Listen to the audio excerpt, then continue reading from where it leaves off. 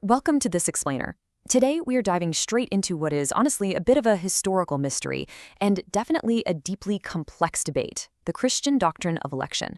Now, we're not here to take sides. Instead, we're going to explore this strictly through the systematic lens of Dr. Robert A. Peterson's theological lectures.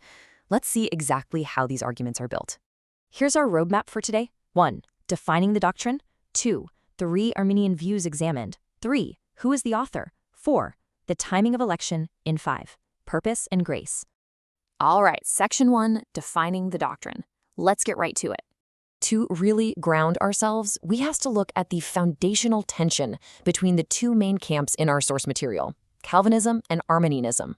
Now, Dr. Peterson lays his cards on the table right out of the gate. He is a Calvinist. But he makes a very deliberate point to highlight that he actually shares some massive core commonalities with Arminian believers. Things like the Trinity, the authority of the Word of God, and salvation by grace through faith. By choosing to impartially lay out their arguments first, he's setting us up for a really respectful, structured theological deep dive, rather than just a one-sided debate. Moving right along to section 2, 3 Arminian views examined. First up, Peterson tackles what's often called the corporate view, championed by scholars like William Klein. This perspective argues that God chooses a group, like the nation of Israel or the church, rather than picking out specific individuals. Well, Peterson actually calls this a false choice. He argues for a both-and dynamic.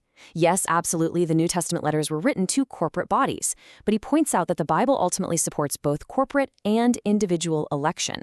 It's not just one or the other. Then there's the second view. Scholars like H. Orton Wiley argue that election is strictly about being chosen for service, not for salvation. But Peterson brings back that both-and framework again. He agrees that, sure, God totally chooses people for specific tasks.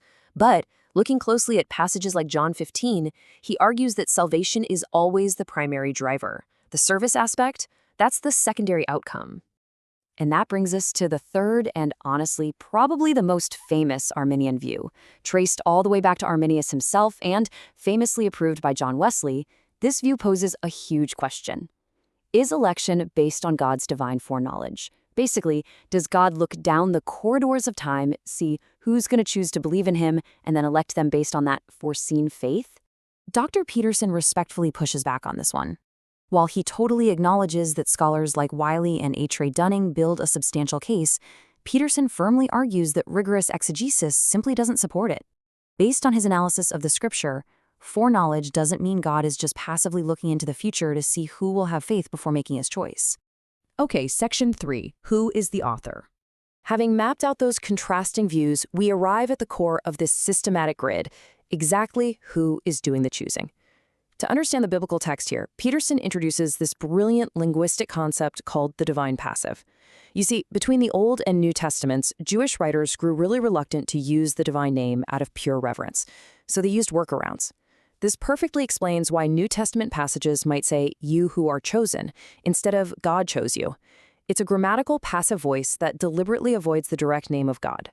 But if you flip that into the active voice, it points straight back to God as the sole elector. Now, while Peterson maintains that the entire Trinity is the author of election, take a look at this breakdown. There is a fascinating shift in the New Testament. Huge, monumental works traditionally ascribed to God the Father in the Old Testament, we're talking creation, providence, judgment, and salvation, are suddenly and uniquely performed by the Son in the New Testament. The writers consistently take these massive divine tasks and attribute them directly to Jesus. And Peterson points out that the Gospel of John really stands alone in how it presents this. In John, Jesus acts as the elector himself. We see this play out in 3 specific ways. The Father gives people to the Son. There's this idea of a prior identity before anyone even has faith, like when Jesus says, "You do not believe me because you are not my sheep." And finally, Jesus flat out tells his disciples, "I chose you out of the world." It is a highly unique theological picture where the Son completely takes on the role of the elector. Which brings us to section 4, the timing of election. So let's circle back to that foreknowledge debate. Did God look into the future to find faith? To answer this, Peterson points to the Old Testament nation of Israel. If God was simply looking for future faithfulness, picking Israel wouldn't make a whole lot of sense. Historically speaking, the Bible repeatedly describes them as a stiff-necked and stubborn people, not naturally faithful ones. God chose Abraham, the son of idolaters, entirely by his own grace, absolutely not based on any foreseen merit.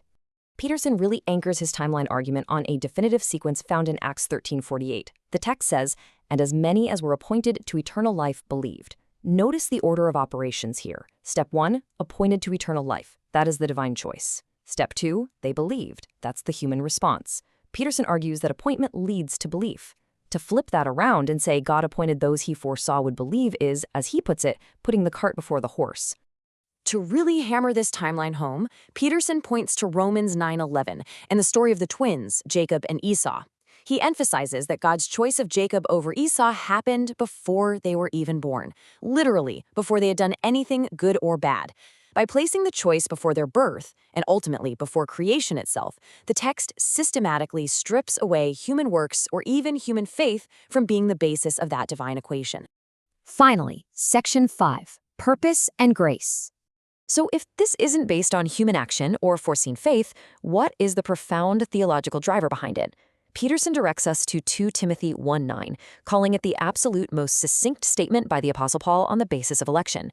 The verse explicitly says God saved and called us not according to our works, but according to his own purpose and grace. According to the Calvinist framework we're exploring, this proves the reason for election resides entirely in God's character. It leaves in the mystery of his purpose, his will and his sheer mercy. Zero human effort involved. So what is the end game here? The lecture concludes by outlining 3 massive goals of this doctrine. First up, our salvation, rescuing humanity purely through grace. Second, magnifying God's glory by completely eliminating any room for human boasting. And third, perfect sanctification. Peterson beautifully describes this as a lifelong progression. God sets people apart initially, walks them through their progressive lifelong struggles, and guarantees a final perfect holiness at the very end.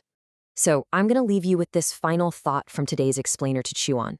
If we view this incredibly complex doctrine through the lens Dr. Peterson has provided, where salvation rests entirely upon divine purpose rather than human effort, how does grasping this both-and perspective reshape the way we view our own grace and purpose? Does it totally change how you understand mercy, human responsibility, and the very nature of God? Thank you so much for exploring this fascinating theological framework with us today. Keep questioning and keep learning.